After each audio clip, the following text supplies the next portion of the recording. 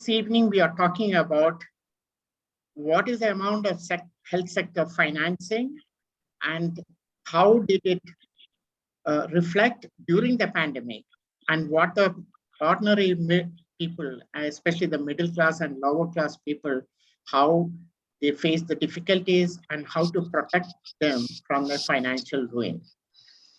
See, as I used to talk about in many other seminars, the previous seminar also, the coronavirus, people bypassing the public health system and resorting to private health system. But what the pandemic proved is, it's also proved beyond doubt its relevance and its essentiality, because the nation needs it, and needs it with an immediate upgrade and expansion. Why? Because it is the only option for the poor and the marginalized. We can't rely private sector fully. During the pandemic and in a crisis, its shutters were down and the gates were closed. So in the last webinar, Dr. Abhay Shukla, Jan Swasthya Abhiyan, or People's Health Movement in India, he said one statement which attracted me, was a weak public health system and a high level of privatization. Both are injurious to health. And I will be talking about what happens when the public health system is weak and what if the privatized healthcare is given an unleashed feedback. But before we get into that, let me ask 4 fundamental questions. The question is, whose healthcare are we talking about? Is it care of the privileged few, or is it healthcare for all, health for all? And that was the dictum, and that was the motto during 2000. And by 2015, we will achieve health for all. And when you say health for all, it is not just equality of healthcare, but it is more of equity, and with a special concern for the poor and neglected and the voiceless and marginalized. So this is one question. The other question is, when we say healthcare, is it a marketable commodity to purchase it and everybody's purchasing capacity for it, or is it a public good which should be given to all citizens of the country? So if you agree that it is a public good, it is not a marketable commodity, then the third question arises, who will do it in a democratic country? A democratic country which declared itself as a socialist republic and a welfare state. Then it has to be by the government. And that because the government is for the people and by the people. And we cannot expect a private sector to come and charity approach to give it or do it fully. They might join. Then who foots the bill? Who should bear the cost? Of course, the government of the people. And where do the government gets the fund? It is their own taxpayers' money and not an insurance agency. So in the last decade, we were talking more of, from 1978 in Alma-Ata Declaration, we were talking about primary healthcare. So that primary healthcare had 8 components and we were focusing on that, various moments. But in this decade, after 2000, we are talking about a universal health coverage. And that is, world body has realized it is essential component and it is a critical component of sustainable development, and it is needed for the ultimate reduction of poverty and reducing social inequities. India also is striving for all these by our constitutional mandate, and universal health coverage then cannot be achieved by a third party or reliance on some crutches and support systems like insurance package and roping in private sector, asking for the mercy and things like that. Government has to own up the full responsibility for it. If you have that universal health coverage approach and public health system playing the key role, then the image of the public health system improves and there will be, all your client will increase. People start coming back. For example, in Kerala, the utilization of public health system was hardly 28% in 1992. And it increased by 2020 to 48%. So if this time, and this has happened in Tamil Nadu, this has happened in Gujarat, this has happened in Himachal Pradesh, and many other states, wherever public health system deliver the goods, people flock to it. May not be the case in Bihar. And who made that change? It is National Health Mission from 2005 onwards. It made a difference. And recent addition, the health and wellness centers, really made a difference. It's making a difference, just starting now. Ayushman Bharat and Prime Minister's Jan Arogya Yojana and some public-private partnership had a role, but how much of it is debatable. Now we said a universal healthcare requires some funding support, and that cost of healthcare has to be met by the government. That is because it has to be, that is to protect the people from financial hardships. When healthcare expenditure by government is very low, that is shifted to each individual, and their out-of-pocket expenditure goes up. This is done because financial hardship will lead to push them into poverty or pawning their gold ornaments and financial savings, and that should not happen. In a democratic country, healthcare must be from a pooled resource, from healthy people pulled into that resource more for the spending of somebody who is weak and unhealthy. That is the whole principle. And that cannot be left to the vagaries of market forces or to insurance sector. One is the insurance sector with all its effort and canvassing, it is poorly enrolled. And some of them, the claim settlement ratio is so poor and it is poorly reimbursed. Other speaker in the panel will come to that efficiency of insurance and other aspects. Even the latest National Family Health Survey 5 shows among the states the data is available. In Bihar, the insurance coverage was just 14.5%. Maharashtra is a huge state, is only 20%. Karnataka is 28%. So in these states where the data is available, the National Sample Survey NSSO data shows the out-of-pocket expenditure during admitted cases, not the outpatient, in private hospitals in these states were almost 7 times in spite of the insurance. Now, to avoid that, there should be a better health budget allocation. Now, poor spending by government gives poor returns. So per capita health expenditure was varying state to state, and even for 2-3 decades, it is going on the same way. We expected this time, in the midst of pandemic, we will have a big allocation for health. We expected around 80,000 crores for health, but if that is the case, we could easily set aside about 60,000 crore to the National Health Mission, which is making a difference in various states, apart from the state health budget. That did not happen. Yeah, we had a 35,000 crores extra allocated for vaccine, and even that is very lowly spent. It was not utilized in time for advance purchase of vaccine. That is a sad story.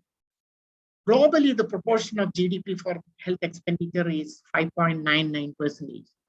So all the health activists and public people's health movement were demanding a 3% GDP for health sector in India, and thereafter incremental increase slowly from 3 to 4 or 5, like that, to reach 6%. On the other hand, what we have seen over the years, the proportion of GDP for health budget was a token 1.4% in 2009-10. It went on decreasing in 2013-14, 1.2, and 15-16, 1.15. And in 16-17, slight increase to 1.18, and 18-19, 1.3, and last year also is about 1.3. So where are we with regard to a minimum expected expenditure of 6% of our GDP? Now, if that much is spent, there is a wide variation, interstate variation exists for decades. Even from the beginning of this century, 1999 and to 2009 decade, our total government expenditure averaged around 4.4%. And we were in the WHO's ranking of 191 nations, we were at 183rd rank, in which even state-to-state variation was as low as rupees 93 in Bihar, with a rich, mineral-rich state and with all sorts of agricultural income quite good, that state, to Himachal Pradesh having 630 in 2004-5, before National Health Mission started. The out of expenditure, what happens then?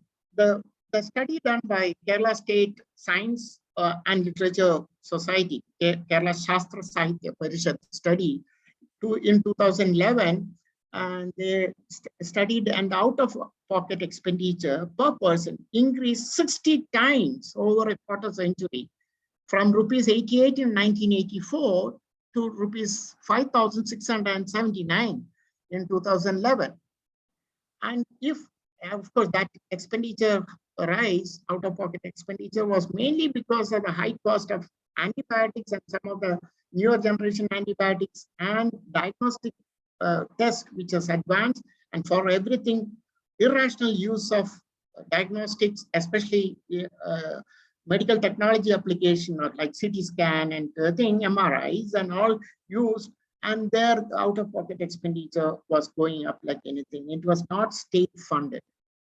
So WHO says, if your out-of-pocket expenditure is more than 15 to 20%, that can lead to impoverishment. And that is what happened in India.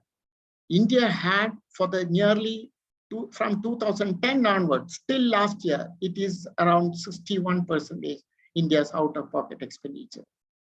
Even in admitted cases, PMJAY did not make much of a difference in the admitted cases. That's what we are saying. Some of the studies show. I'm not going into the details of that right now. Now, what happened during this pandemic? It was a market disaster. And then everybody knew, including the courts of India, knew that there is an urgent need for regulation, and there is much more accountability from the private sector. There was a Clinical Establishment Act from 2010, and it was been approved and endorsed in 11 states, but no serious implementation. Central government was lethargic in regulating the private hospitals or promoting patient rights in any form in this pandemic. Of course, there are other serious things to do, but this was a burning issue too. National Human Rights Commission issued 2 sets of health and human rights advisories. One last year during the peak of our first wave, September 2020, and again in this May 2021, asking for observance of patient rights charter and a rate capping in private hospitals and a better, more efficient grievance redressal mechanism. The courts have to step in. There was a judicial activism, thank God. There was a reserving of COVID care beds in private hospital by Karnataka High Court. Thereby, a remarkable change occurred in many private hospitals in Bangalore. That beds are reserved for COVID care. There was a capping of prices for PPE kits, bed charges, and ICU care, and what you charge per day in the bills. And there wanted a breakup of discharge bills, what is said by Kerala High Court. And Delhi High Court also intervened in a seamless movement of medical oxygen across neighboring states like Uttar Pradesh, Madhya Pradesh, and Haryana to enter Delhi. Why do we have the court to intervene in this? I mean, it is good that they have intervened for salvaging the situation. And there is a regulation of treatment practices through a standard protocol has not been ensured. And it so resulted in a huge black marketing and of remdesivir and overuse of remdesivir for whatever it is worth. It is of doubtful value, except when it is used in the high viremic phase, and where there is an oxygen demand, and only in admitted cases, not as a routine in mild cases. But somehow people felt it is a magic drug, and that's why $6 worth of remdesivir was sold at $300. And the misuse of steroids. Luckily, steroids is not that expensive. Around 15 states governments involved another law, National Disaster Management Act, and laws to it to regulate rates of COVID treatment in private hospitals. Maharashtra government capped the charges of 170 medical procedures with clear guidelines, which gave an armament to some of the civil society organizations to fight for. I'll come to that. See, what's the pandemic experience? This was not only in India, even globally, during a People's Health Movement, global People's Health Movement webinar I was listening to. And Italy had the same thing, because Italy had outsourced the entire thing to private operators, and those private operators were not interested in public health institutions. Old age homes and how to prevent cases in old age homes was not their concern. They were only interested in giving care this many number of days in the ICU care and providing ventilator support and things like that. They were not interested in prevention or control of communicable diseases or testing in epidemiological investigations, because it is all government's job. They did not want. The reason is there is no profit. Similar was the experience in Uttarakhand when I visited as a part of National Health Mission. I saw in Rishikesh a PP signed, and that PP signed party, they were not interested in immunization, family birth spacing, or any of the public health activities, but they were only interested in how to increase the number of X-rays, scans, and things like that. There was a much acclaimed Chiranjeevi scheme in Gujarat. But what happened is the whole Chiranjeevi scheme was beneficial to the private hospitals in Ahmedabad, Surat, Baroda area, and it crushed the public health system. Well running, some of the public health hospitals were, there was no client there, and everybody was going to the private sector because the government is paying for their care in the private hospitals. But the same under the Chiranjeevi scheme, entire Ran of Kutch area was neglected. So they won't come into areas which are difficult. Spain had 25% of the health budget for set aside for private health sector, and all were operating on PPP. And they were more in favor of, even people's representatives more favor of making laws convenient to the profit of the private sector. And during Corona pandemic, it was a disaster in Spain. We all know the thing. Given a chance, private sector will not miss an opportunity to overcharge. That is what happened in Pune. There's a civil society organization, Sati in Pune. They had appointed patient advocates, little legally aware activists into, and all discharge patients' bill was scrutinized, and the discharge bills were audited, and they came back with the Maharashtra government order, what is the overcharging, and those advocates got, at least in 6 patient cases, 5 lakhs refunded. It may be a small effort, but it shows a trend how the private sector bills have to be audited and scrutinized, because the innocent people out of emergency and compulsion of circumstances, they pay the bill. Otherwise, the dead body won't be released or patient won't be discharged. This is the bad experience. Now, in this, Dr. Abhay Shukla again said, there is a much propagated, advertised invitation by the India government to private sector overseas to come to India and have, this is a great business opportunity. And is it the time during this pandemic we have to advertise this? Does it require a rethinking? Foreign investment in hospital sector has increased over 100-fold, from 0.3 billion in beginning of the century to 39.9 for almost 40 billion in 2013-14.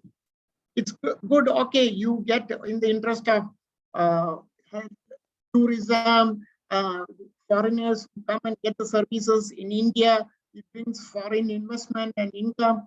And but what it sets a model for other Indian private sectors to make money in a different manner, that's not good.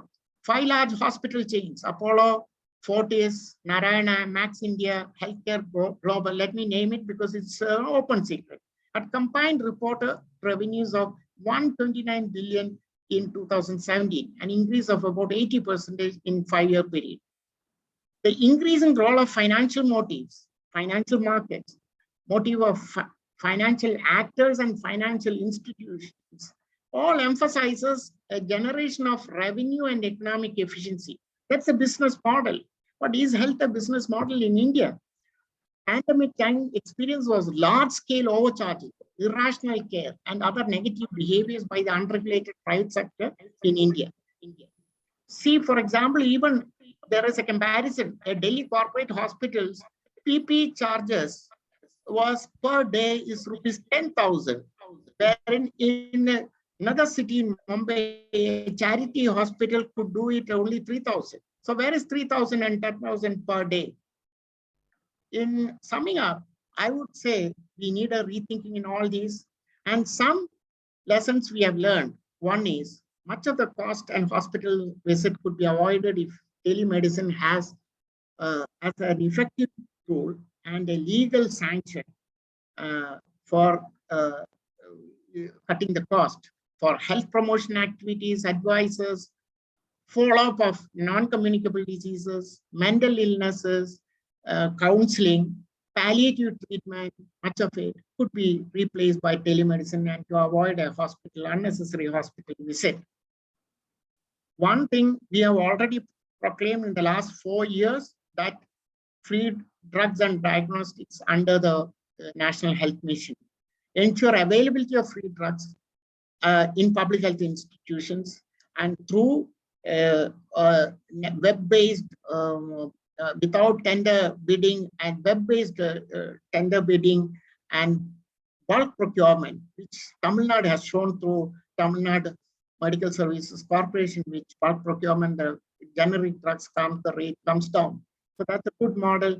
And there is a PMJY also aims at it, and it is currently about 66 crore people are into it. Every state to have a public sector production unit of antibiotics. Many Hindustan Antibiotics Limited, many public sector antibiotic production units are closed. Many vaccine producing centers in Chennai, Ooty, and Kasoli were closed by the previous health minister. I don't want to name, but why it was closed? We relook at it, upgrade its technology, put in some money so that it becomes world class and we could produce in public sector those essentials, and essential medicines can be produced in public sector. Some states like Kerala are trying, making a step towards it. Enforcement of Clinical Establishment Act in all states. Regulation of private sector. One, for quality of services. Okay, in private sector, we have to pay. People are clients are ready to pay, but do they get value for the work money? The quality of care. Do they get the medications and treatment as per the standard treatment protocol? But all rational doctors agree. Is the price is genuine? Those are the things in the Clinical Establishment Act we have to look at. Court orders on have saved during the pandemic, but it need not be repeated. We must have systems in place to check this, and so that this crisis, such crisis period is not repeated. And National Disaster Management Agency also work closely with disease control centers like NCD so that we have clear protocols and steps well in advance, even for the case of liquid medical oxygen production and things like that. We could reduce the expenditure if these production units are in the public sector. And another lesson Kerala and to some extent Odisha has shown is more allocation of funds to local self-governments, be it Gram Panchayat, municipality, or big corporations like Bangalore, municipal corporations, and Greater Mumbai, or in planning, delivery, and monitoring of health services under them, including disease outbreak control. I leave at this, and let us listen to other speakers, and then we have a discussion. Anyway, thank you, Corona, for teaching us many lessons. Thank you.